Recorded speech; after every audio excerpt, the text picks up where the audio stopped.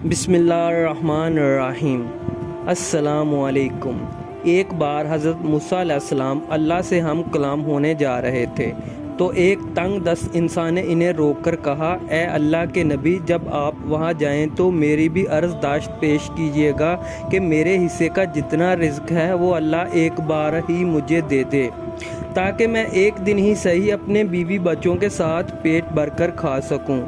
آپ نے جا کر حسب وعدہ وہی عرضداشت پیش کی کہ تو جواب آیا، اے موسیٰ علیہ السلام، اس بندے کا رزق صرف ایک بوری اناج کے برابر ہے، اس لیے اسے تنگ دستی کے ساتھ دیتا ہوں کہ ساری عمر اسے رزق ملتا رہے۔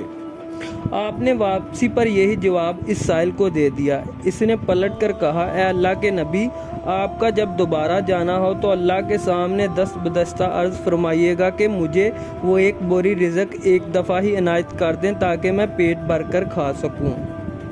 آپ نے ایسا ہی کیا اور اگلی بار اللہ کی جانب سے اس کا سارا رزق ایک بار ہی مل گیا۔ پھر آپ کچھ عرصے بعد وہاں سے گزرے تو دیکھا وہ شخص بہت اچھے حال میں تھا اور اس کے گھر کے آگے دیگیں چری ہوئی تھی۔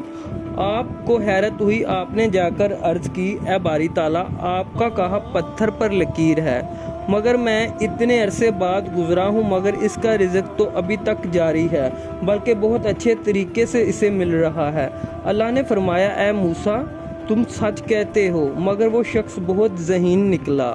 اس نے دیے گئے رزق سے خود بھی کھایا اور گھر والوں کو بھی پیٹ بھر کر کھلایا، مگر جو رزق باقی بچا وہ اس نے میری راہ میں خیرات کر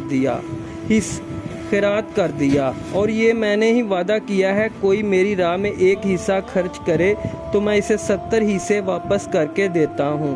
اس نے مجھ سے تجارت کر لی ہے موسیٰ علیہ السلام، اور میں اپنے وعدے کے مطابق اسے مسلسل لوٹا رہا ہوں۔ سبحان اللہ۔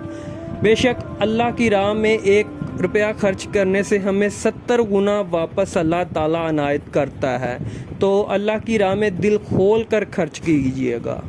جزاک اللہ۔